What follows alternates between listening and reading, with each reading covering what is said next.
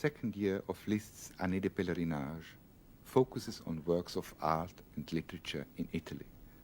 Sposalizio, after Raphael's famous Betrothal of the Virgin, managed to employ highly sophisticated harmony in order to create an aura of elated innocence.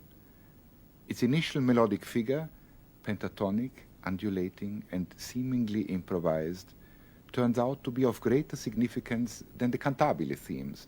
Increasingly, it casts an exotic spell over the piece that looks forward to Debussy and Strauss. Il Pensieroso stunningly anticipates Wagnerian harmony. It refers to a sculpture and a poem by Michelangelo whose quatrain, The Speech of Night, serves as a clue to the music. I'm grateful to be asleep, says Michelangelo, and more grateful to be made of stone as long as injustice and shame remain on earth. I count it a blessing not to see or feel, so do not wake me. Speak softly. The sculpture is a statue on the tomb of Lorenzo de' Medici in Florence. Liszt wanted this piece, in an augmented orchestral version, to be performed at his own funeral, a wish that remained unfulfilled. Canzonetta del Salvator Rosa, a carefree marching song, is a later addition to the set.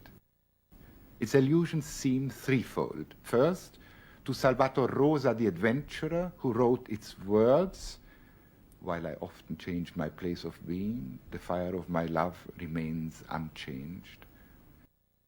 Second, to Salvator Rosa, the Baroque painter, whose self-portrait in the National Gallery in London reveals a remarkable physical kinship to Liszt himself. And third, unwittingly, to Handel's contemporary Giovanni Bononcini, who wrote the tune. This is the only arrangement of somebody else's music within the set. Liszt's three Petrarch sonnets are free transcriptions of songs he wrote before 1839. Both the early piano versions and the songs were extensively reworked in the Weimar years. In his sonnet number 47, Petrarch blesses the hour when Laura cast her first glance upon him, in spite of the longing, the pain, the tears, and the resonance of sighs that have resulted from it ever since. Sonetto 104 evokes the ambivalence of love. The poem tells of its freezing glow, its seeing blindness, and its weeping laughter. While I hate myself, I ardently love others. Liszt's treatment of this array of oxymorons is intensely powerful and on an almost constant level of forte. Only the epilogue gives in to resignation. This is what you, my mistress, have done to me. The third of the sonnets, number 123, lifts us into an unearthly state. Laura is seen as an angel. Her tears are capable of softening stones and stopping rivers.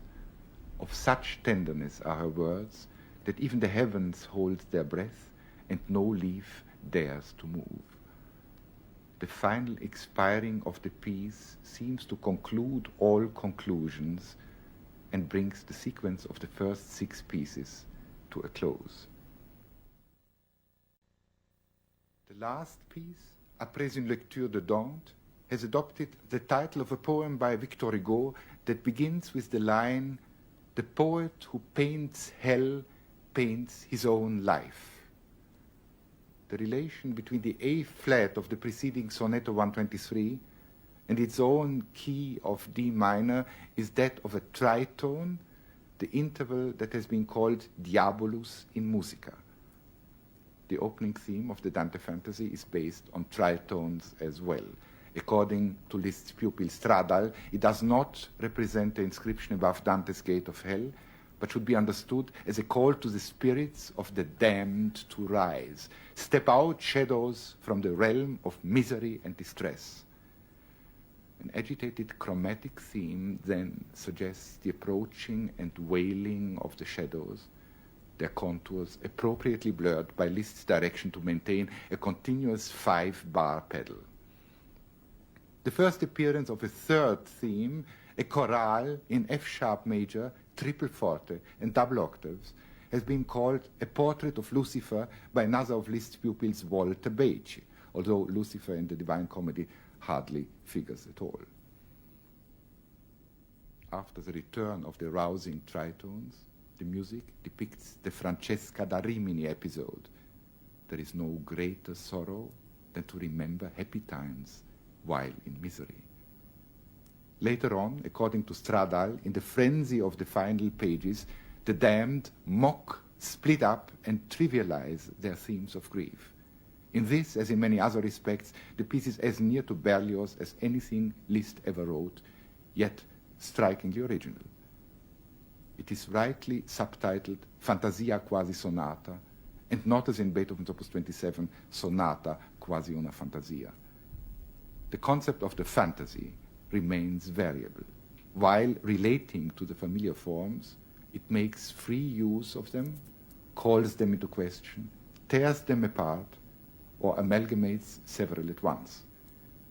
Not until the B minor sonata did Liszt compose a large-scale work in which the psychological cohesion is matched by the cohesion of musical structure.